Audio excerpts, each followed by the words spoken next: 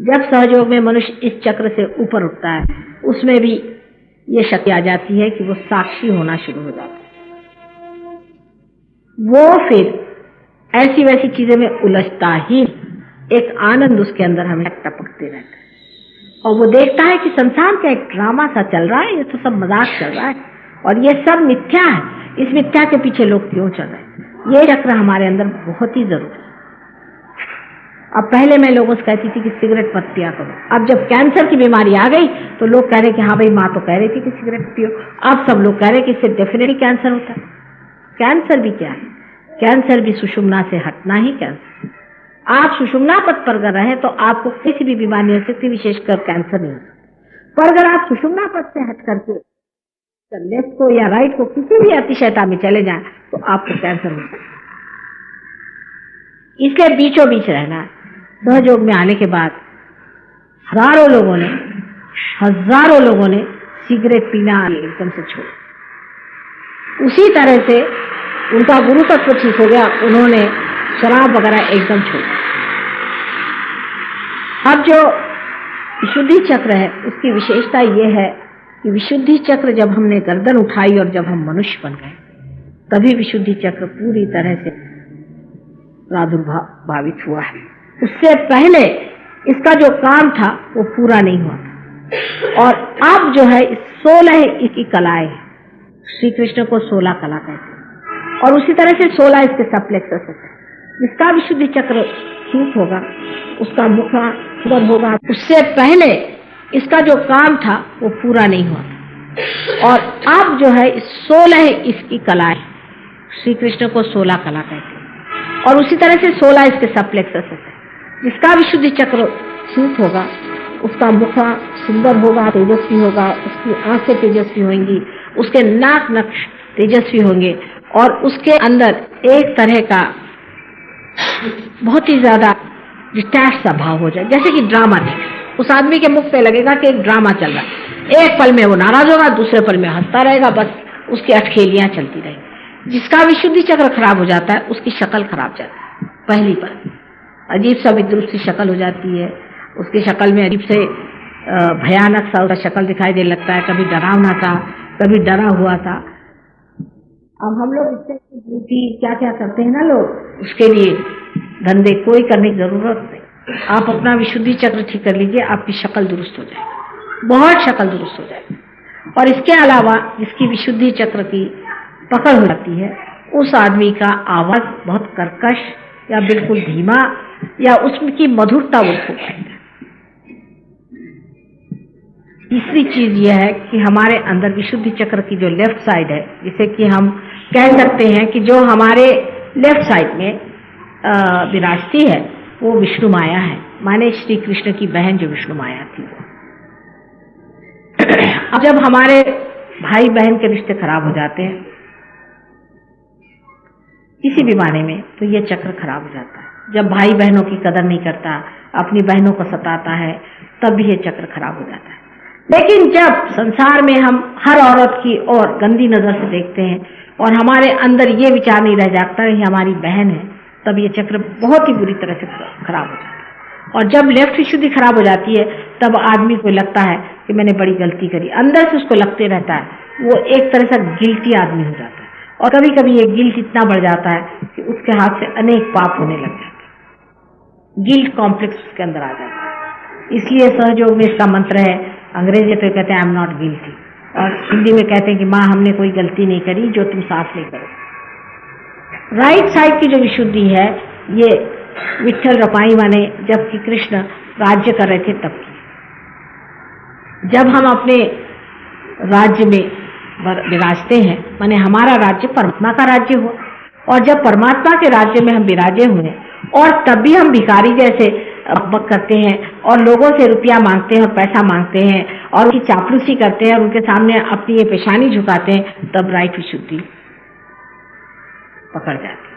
जो आदमी अपनी पेशानी अपनी किसी गरज के लिए दूसरों के सामने झुकाता है या किसी भी नीच आदमी के सामने इसलिए झुकाता है कि उसी को वो गुरु और कुछ मानता है, उसकी राइट विशुद्धि पकड़ जाती है। और राइट विशुद्धि पकड़ने के नाते बहुत तरह के कॉम्प्लिकेशन होते हैं, विशेष करके कैंसर की बीमारी इसमें हो सकती है। इसलिए जो लोग चापलूसी में आकर के इसके पैर छू रहे, उसके पैर छू रहे, उसके ये कर रहे करते हैं, जान लें कि आखिर आपको परमात्मा के सिवा और किसी के सामने अपना सर नहीं झुकाना,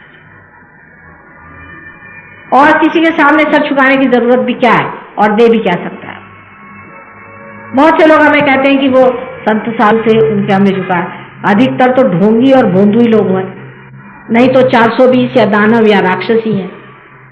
अच्छा, अगर ये नहीं हुए, समझ लीजिए एक साधु संत है, वो भी पार है, समझ तो भी है तो इंसान, भगवान तो नहीं, अवतार तो नहीं है। जब तक कोई अवतार नहीं हो तो उसके सर झुकाने की क्या जरूरत है। तुम भी कल हो सकते हो पार, और तुम भी कल संत हो सकते हो, लेकिन जो अवतार है उसके सामने सर झुकाना दूसरी बात है, तब सारे चक्र खुलते हैं। सिर्फ अवतार के सामने ही सर झुकाना चाहिए, वो दूसरी बात है कि अपने माँ बाप है उनके सामने सर झुकाओ, वो एक रोजमर्रा के एक व्यवहार है, उसकी बात दूसरी। माँ बाप के झुका लिए, शादी में गए तो सबके पैर छू लिए, बड़ों के पैर छू लिए, ये बात दूसरी की। एक बार वो कर लिया हो गया, वो तो सम्मत। लेकिन हर बार जिसको देखिए कोई चले आ रहे हैं महाशय जी, वो उधर से, और कहा कि साहब ये तो मिनिस्टर साहब के यहाँ बिल्कुल उनके चमचे हैं, चले ये 4 चमचे उनके पीछे और पैर उन्हें। इस तरह की जिन लोगों की दुर्दशा होती है वो इस कदर दुख में पड़ जाते हैं और इतनी तकलीफें उठाते हैं कि मैं तो उन लोगों को ठीक करते करते तंग, क्योंकि मनुष्य को अपनी इज्जत और अपनी शान के साथ, ये चक्र जो है इसने आपको शान दी कि आपने सर ऊपर उठाया, ये नहीं कि इसको हर जगह आप झुकाते फिरिए और अपने को नीचे गिराते फिरिए।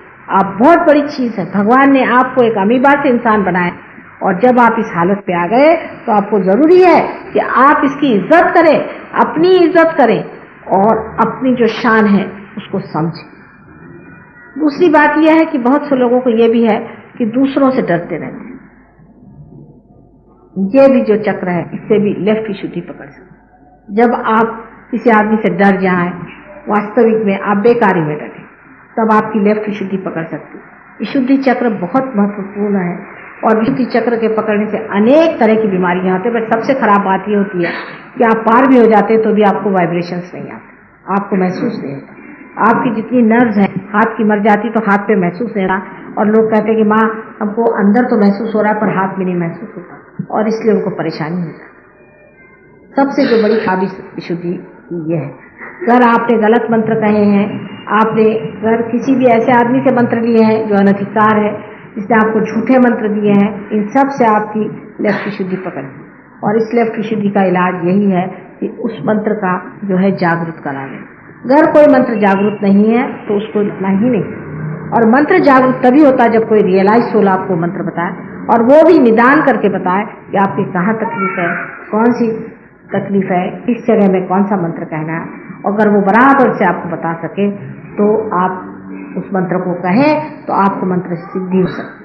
सहयोग में आज ऐसे हजारों लोग हैं जिन्होंने मंत्र को सिद्ध कर, इतने मंत्र सिद्ध है उनके कि वो अगर अपनी जगह में भी बैठकर वो मंत्र कह दे तो उससे जो उनको काम करना है कर सकते। मैंने बुरे काम तो सहयोग में कर ही नहीं सकता, लेकिन अच्छे मंत्र कर सकते। ऐसे ऐसे लोग पहुंच गए सहयोग में, दिल्ली में नहीं है इतना, दिल्ली में कुछ लोग बहुत पहुंचे लेकिन इतने ज्यादा लोग नहीं, और बाकी ऐसे मैंने बहुत से लोग देखे जिन्होंने मंत्रों को एकदम सिद्ध कर लिया, और उस सिद्धता के लिए मंत्र पे मेहनत करनी है, बैठ करके मंत्र करना पड़ते हैं, उस पर बोलना पड़ता है, अपने चक्रों पे ध्यान करना पड़ता है और उसकी सिद्धता हासिल करनी चाहिए। अगर किसी ने गणेश का मंत्र सिद्ध कर लिया है तो वो आदमी इतने कमाल कर सकता है जिसकी कोई हद नहीं। लेकिन अभी तक सहयोग में ऐसे बहुत थोड़े लोग हैं कि जो इस ओर ध्यान देते हैं, और जिन्होंने भी ध्यान दिया, ऐसे मैंने बहुत से लोग देखे जिन्होंने मंत्र को इतने जल्दी सिद्ध कर लिया कि मुझे आश्चर्य होता है उनके एक ही मंत्र से कितना बड़ा कार्य होता है।